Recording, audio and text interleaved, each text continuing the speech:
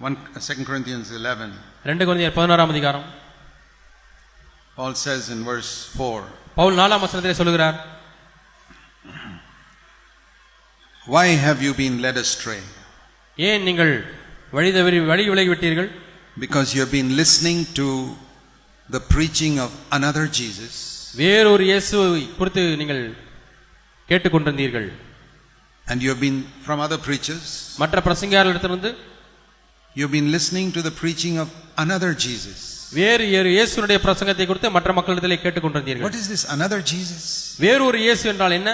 A Jesus who can forgive your sin but cannot deliver you from any sin. உங்களுடைய பாவங்களிலிருந்து உங்களை மன்னிக்க வல்லவர், ஆனால் உங்களுடைய பாவங்களிலிருந்து விடுதலையாக்குவதற்கு அவருக்கு வல்லமை இல்லை. He can forgive you your anger but he can never deliver you from your anger. உங்களுடைய கோபத்தை அவர் மன்னிப்பார், ஆனால் உங்களுடைய கோபத்திலிருந்து அவர் உங்களுக்கு மீட்பு தரவே முடியாது. That is another Jesus. அது வேறொரு இயேசு. A Jesus who can deliver you from the mighty power of Pharaoh in Egypt but cannot deliver you from the giants in Canaan.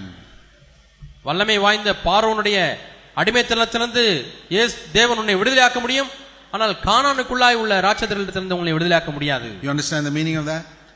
அதனுடைய அர்த்தம் உங்களுக்கு புரிகிறதா? That means one who can deliver you from Satan but he can't deliver you from your own lusts. சாத்தானிடத்திலிருந்து உன்னை விடுதலையாக்க முடிகிறது, ஆனால் உன்னுடைய சொந்த இச்சைகளிலிருந்து அவரால் விடுதலையாக்க முடியவில்லை. Pharaoh is like Satan. பார்வோன் சாத்தானை போல இருக்கிறான். The giants in Canaan are like the lusts in our flesh. கானானிலே உள்ள ராட்சதர்கள் நம்முடைய சரீரத்தில் உள்ள இச்சைகளை போல இருக்கிறார்கள். The Israelites were delivered from Pharaoh.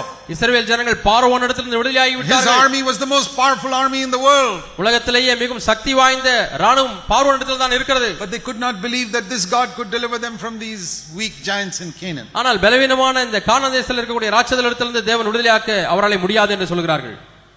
That's how many Christians are today. இன்றைக்கு अनेक கிறிஸ்தவர்கள் இப்படி தான் இருக்கிறார்கள். Another Jesus. வேறொரு இயேசு who can forgive their sin regularly. தங்களுடைய பாவங்களை அவ்வப்பொழுது மன்னித்துக் கொண்டே இருக்கிறவர்.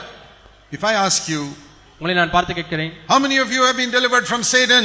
எத்தனை பேர் உங்களிலே பிசாசினிடத்திலிருந்து விடுதலையாகி இருக்கிறீர்கள்? I think all of you will raise your hands. எல்லாரும் கையை உயர்த்துவீர்கள். Next question. அடுத்த கேள்வி, how many of you have been delivered from the lusts in your flesh? உங்களுடைய மாம்சத்திலே இருக்கக்கூடியதான இச்சைகளிலிருந்து எத்தனை பேர் விடுதலையாகி இருக்கிறீர்கள்? And you are hesitant to raise your hand. கையை தூக்குவதற்கு தயக்கம் காண்பிக்கிறீர்கள். That's what I mean. அதைத்தான் நான் பொருள்படுத்தி சொல்கிறேன். You believe God can deliver you from Satan. சாத்தானிடத்திலிருந்து உங்களை தேவன் விடுதலையாக்க முடியும் என்று நம்புகிறீர்களா? But he cannot deliver you from your own lusts. ஆனால் உங்கள் சொந்த இச்சையிலிருந்து அவர் விடுதலையாக்க முடியாதா? Which is more powerful? எது அதிக சக்தி வாய்ந்தது? Satan, சாத்தானா, or the lusts in your flesh? அல்லது உங்கள் சரீரத்தில் உள்ள இச்சைகளா? Do you know the most evil, most powerful of all evil people is Satan?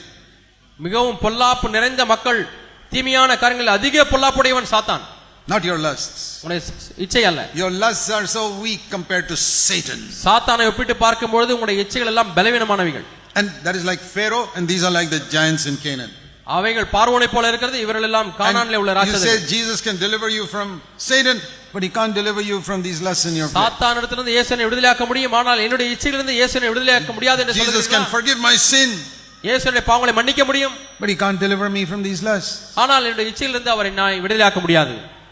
That is another Jesus. இது வேறொரு இயேசு. It's not the Jesus of the Bible. வேதம் சொல்கிற இயேசு அல்ல. And it is because you believe in this other Jesus that you have lost your devotion to Christ. நீங்கள் வேறொரு இயேசுவினிடத்திலே விசுவாசமாக இருக்கிறபடினாலே தான் இயேசுவின் மேல் உள்ள நேச அனல் பக்தியிலிருந்து நீங்கள் விழுந்து விட்டீர்கள். To forgive your